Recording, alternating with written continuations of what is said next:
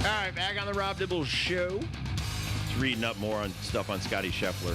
I was wrong. His son, Bennett, was born on May 8th. Bennett Scheffler. Ben Scheffler. I like it. Ben Scheffler. Sounds like a golfer. Sounds like a letter of intent should be sent to his house immediately from any golf program in America. So now we have it. We have the East and the Western Conference. The playoffs will be kicking off soon. There's 4 teams left now. When you're talking NBA, we still got that one game tonight in the NHL before things are decided. Yeah, we still have the game 7 between Edmonton and Vancouver. Do we have confirmation on Porzingis yet, whether or not he's going to be They've already said he's going to miss at least game 1 and game 2. Calf the issue. Home games. Still got the calf issue. The home games. Yep. I really think the Celtics match up far beyond better against the Pacers than the Pacers trying to shut down. Like, I'm just thinking of the defense against Jaylen Brown and Jason Tatum. It's going to have to be a defense by committee.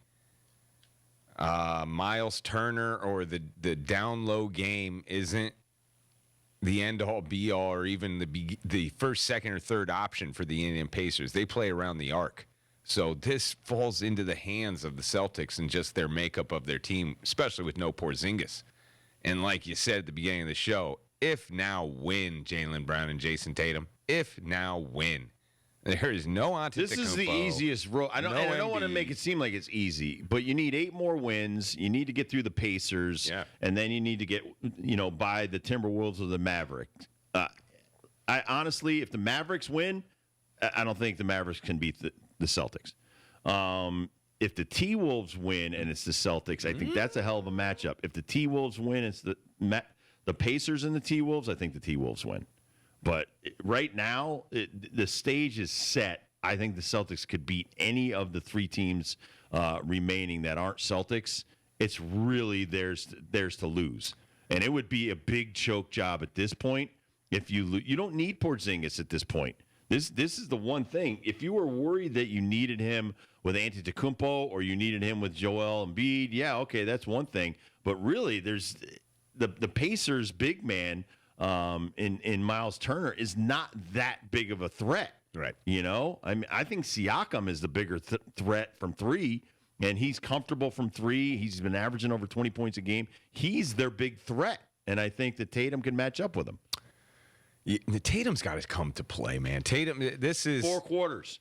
He can't play for 3 and take the last quarter off. He is the big superstar in this series. He is the biggest fish in this Eastern Conference pond. And you're right. Like, if he disappears now, man, if not now, when, Jason Tatum, the table is definitely set for the Boston Celtics. However, I will say that the equalizer of the 3-point shot falls on the Pacers side. And as you witnessed last night in Game 7 against the Knicks, this team can get beyond hot, unguardable, can beat anyone if they're shooting like that. Now, live by the 3, die by the 3. If they are throwing up a bunch of bricks in this series, they're going to have no chance. Their only chance to win it all, and that's against the other Western Conference teams too. For the Indiana Pacers, I'd say 40% from 3.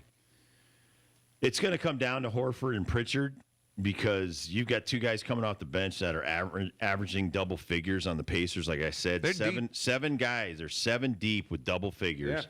Yeah. McConnell loves to be the guy. Pritchard really, him and Hauser have to come off the bench, and they've got to put up 20 points. They really do. I mean, listen, the Pacers are the best scoring team right now, still in the playoffs.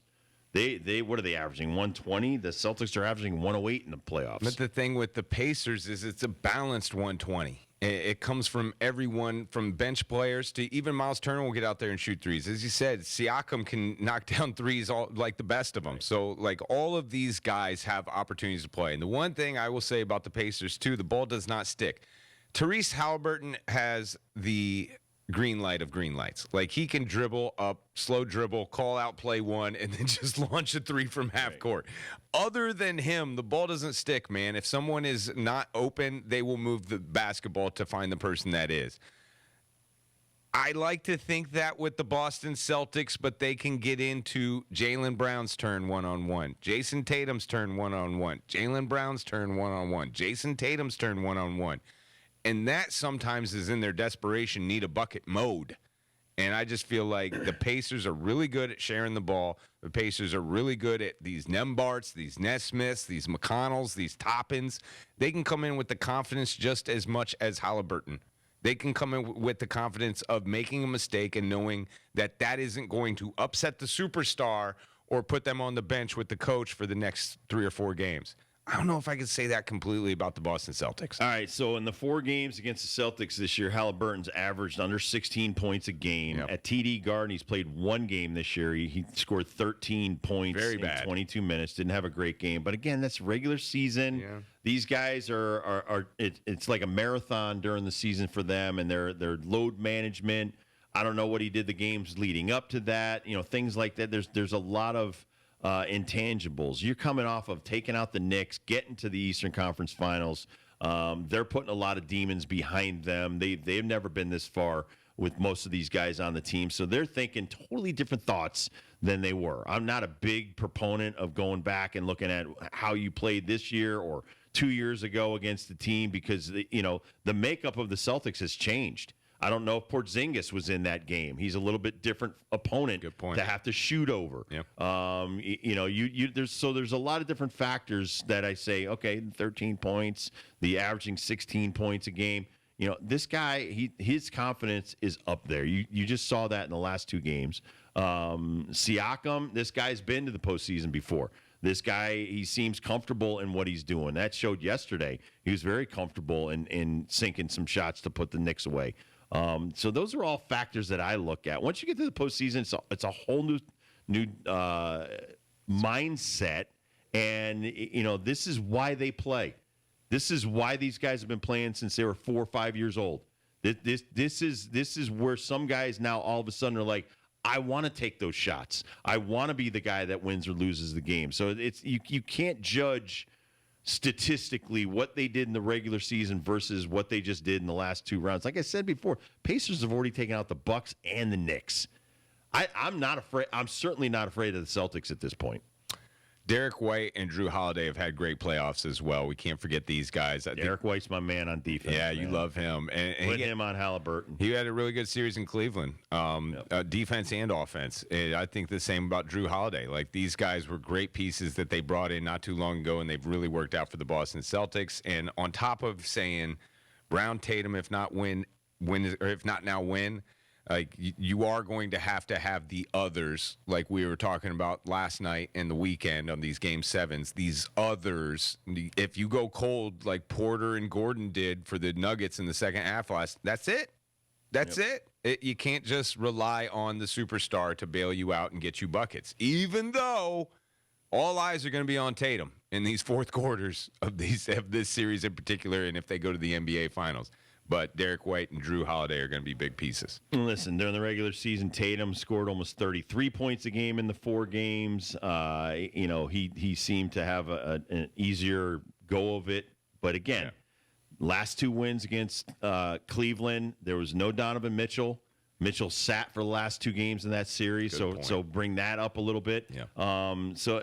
Listen, there's a lot of different what ifs, and so the Celtics, I think there's more pressure on them. They've got to win both of the games at home to have home to keep the court advantage, and then go in and try to take one in Indy.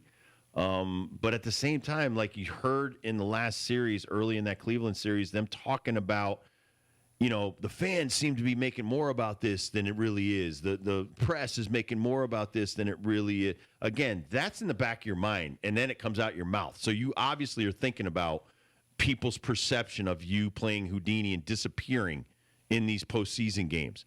That's something that the Pacers should use to their advantage in this series. That, hey man, their pressure's on their side, not our side. We're under no pressure. If we could steal one at their place, take the 2 at home, we have the advantage going back there. Let's try to get 1 win in Boston, maybe 2, and we could take the series no problem. That's the NBA Eastern Conference Finals. I am super excited about the NHL Eastern Conference Finals. Let's go to New York on Wednesday. Game 1, Rangers will be hosting the Panthers. Rangers have home ice all throughout this series. Man, you said it a couple of weeks ago, maybe it was a week ago, the 3 things that are winning playoff hockey games. Special teams, special teams, special teams. Kreider and them boys will either stamp out your power plays, maybe even score some shorties. Still upset about some of those goals. Or they will capitalize when they got the advantage. And they've been brilliant at it all year on top of the playoffs. Well, Panthers have a couple of guys that are a pain in the butt. Kachuk and Bennett will be... They're not the only ones. They're going to be terrorizing the Rangers, but the Rangers are a different bunch. They're good skaters. They love to rush the puck up the ice. The Bruins, they like to beat the hell out of you in the boards. That was a totally different game. So it'll be interesting to see how the Florida Panthers attack the Rangers in this first game coming up on Wednesday. So Rangers in a bit of a goalie pinch. Yes, we're going to be leading on Igor Shesterkin. They do have Jonathan Quick as the backup. They were going to have Domingue, your favorite Wolfpack goalie. However, Domingue has come up with a injury of sorts. And now they are going to call up Dylan Garand, our other favorite Wolfpack goalie. Oh, and that hurts the Calder Cup chances. And that hurts the Wolfpack. However, things aren't going really good from the weekend on the Wolfpack. They lost both games to the Hershey Bears. Hershey Bears are tough, man. And now we're going to be down Garand going into Wednesday's game, which is home here in the XL Center. Game 3, must win. The Wolfpack's got to win 3 in a row. But, yeah, the goalie shuffle and the Rangers still being in the playoffs hurts the Calder Cup chances of these. So it doesn't feel like 1999 right now? Not right now. Not yet. It may in about 30 minutes, though. So we're giving away tickets at 5 to Wednesday's game. But I'm really excited. So we really need the fans to get out there and support them. Faux show. But the Rangers, man, I think this, just like I do for the Celtics, I feel like they're very set up now more than ever. Like they have one of their best rosters they've ever put together. They're the President's Cup champs, even though that's kind of a thing that you don't want to be in the world of the NHL. But still, they're the best team in the regular season. I think they have the best goalie, bar none. And when you got that, you can win, even though that Bobrovsky is very good for the Florida Panthers as well. Yeah, a lot of the Russians on this Panthers team are really good. Barkov has had a great postseason. He's listed as day-to-day. We're all day-to-day. Especially the hockey guys. Yeah. I shouldn't look into that, should I? No. Any day-to-day for an NHL player. Yeah, Barkov is great. They're all a bunch of pests. That Reinhart, if he gets loose, man, he can score at will. Got a great shot. But Kachuk is the dude. Like, he can play all angles of the ice, and he is going to be the one that you have to pay attention to. And if you're not, he's going to burn you. He's going to be in front of your goal. He's a big dude, 6'2". He's in the way. He's wide. You could give him all the, glove rubs on the face and all the whipping his helmet off. He loves every second of it. Yeah. And Sam Bennett, don't turn your back on Sam Bennett. You might get a glove to the temple. So they're a tough group. They're a tough group. Even if you're in the crease, watch out for Sam Bennett pushing you in the back. Bruins can tell you all about it. I'm expecting. Didn't Paul Maurice, was he the head coach of the Whalers at one time? He was the last coach of the Whalers. So he has Whale connection. He has never won a Stanley Cup, has he? I don't think he has.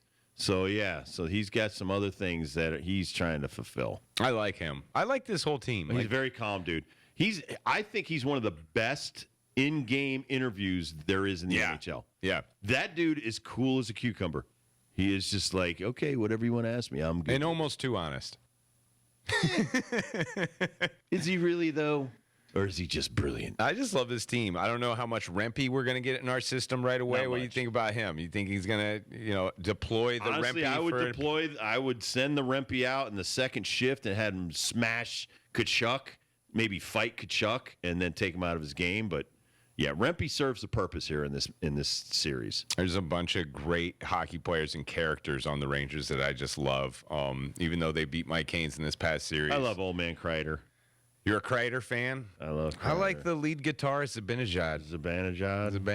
Like, Yes, playing lead guitar for Journey. It's like his hair's always in a fan, blowing in the wind. But one thing I noticed, especially in the last series, is they don't seem to like hate the Rangers. They have likable players. I didn't see a lot of cheap shots around the goal on the Rangers. I think a lot of people hate Kreider. Hate that guy. He has the evil scientist look, and I think what is it? Crash Bandicoot. Yeah, he reminds me more of the who was it Gargamel who was trying to eat all the Smurfs? Yeah, he reminds me. Gargamel wanted to make some Smurf pie. Absolutely. If Gargamel played point in hockey, it'd be Kreider. Well, Igor Shesterkin's the dude, man. If this guy can. By the way, your Rod Brendamore got an extension, got a new deal. He deserved it. Yeah, your Canes, they're good with him. We'll take a quick break. We'll come back. We'll do Dibbles and Bits, and then Ben's got a game for you. He comes right back to work. Oh yeah, get you a new game. Get you some Wolfpack tickets coming up at 5:00. Get ready to play. Get the number ready, 860-522-3776. Don't call before 5. We'll be right back on the Rob Dibbles Show with Ben Darnell on your afternoon drive on Fox Sports Radio.